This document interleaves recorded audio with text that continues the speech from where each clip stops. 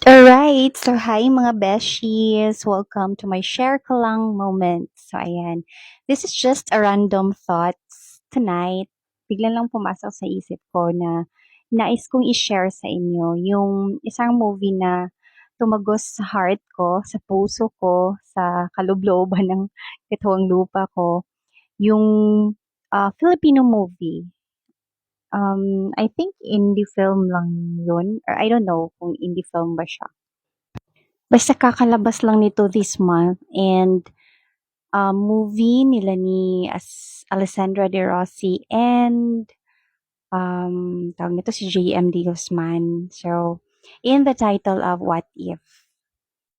So, sa mga matataas yung standards ng movie, scroll up nyo na lang to kasi hindi to para sa inyo. Pero sa mga mababaw lang yung tawag nito happiness ng isang movie tapos nakaka-relate agad in their real life.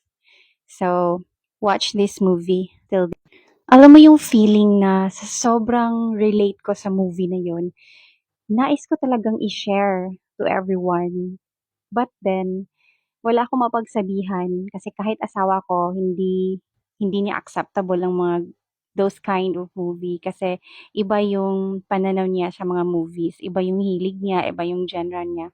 Sobrang weird ng asawa ko. But that storyline is sobrang na-hitch ako.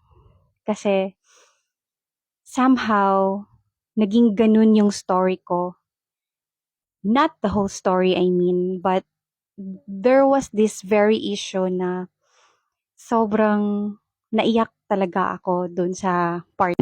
Ang eksena nun was, um, biglang naging hot yung topic in the midst of their parang happiness kasi nagkakatuwaan, nagkakantahan, nagsasayawan dahil honeymoon nilang mag-asawa si Alessandra and JM. Tapos doon sila sa faraway land. Hindi ko muna babanggitin ang island kasi gusto kong surprise. Gusto kong kayo yung kayo yung manunood ng movie na yon para malaman nyo kung saang island sila nag-honeymoon. There is this most common culture ng mga Pinoy na kapag may mag-asawa, newlywed, especially newlywed, agad-agad hinahanapan ng anak. Alright? Agad-agad hinahanapan ng apo.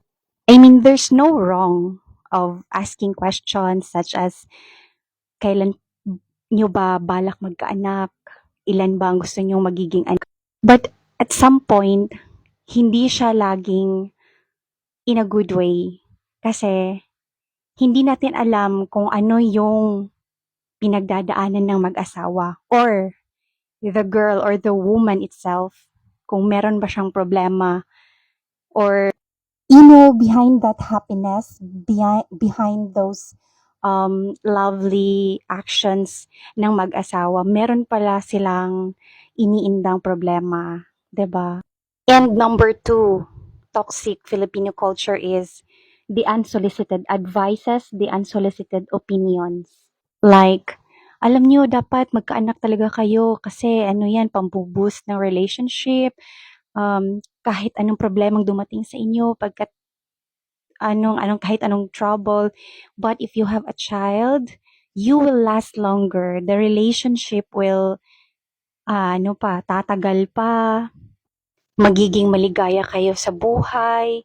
Kasi iba daw yung dulot na saya kapag ka merong anak.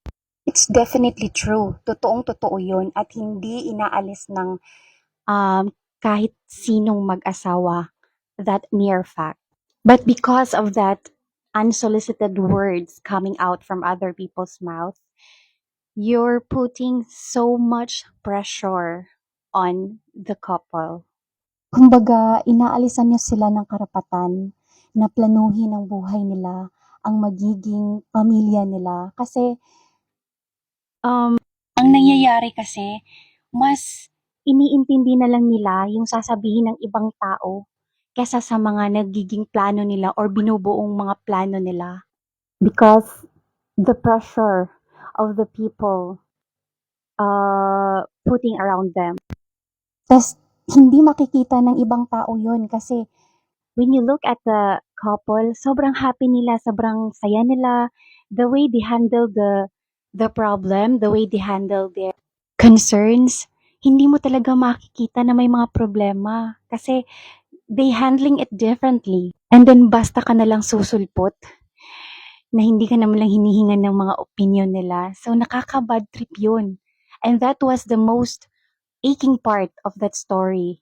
Yung imbes na magiging masaya yung honeymoon nila sa mga taong dumadaan sa buhay nila doon na part, doon na mga araw, naging buwisit.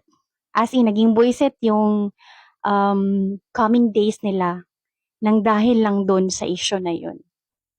And it's so relatable for me because pinagdaanan ko talaga yun lahat-lahat. Like, I've been married for I think 5 years and 6 years in counting, and then we have lost already. We have lost already two childs, and just recently, my third pregnancy is again a failure. So sa lahat ng mga hindi alam, walang alam na mayroong problema na dumaan sa aming mag-asawa these times. Kasi hindi ako masyadong naging public na sa pregnancies ko.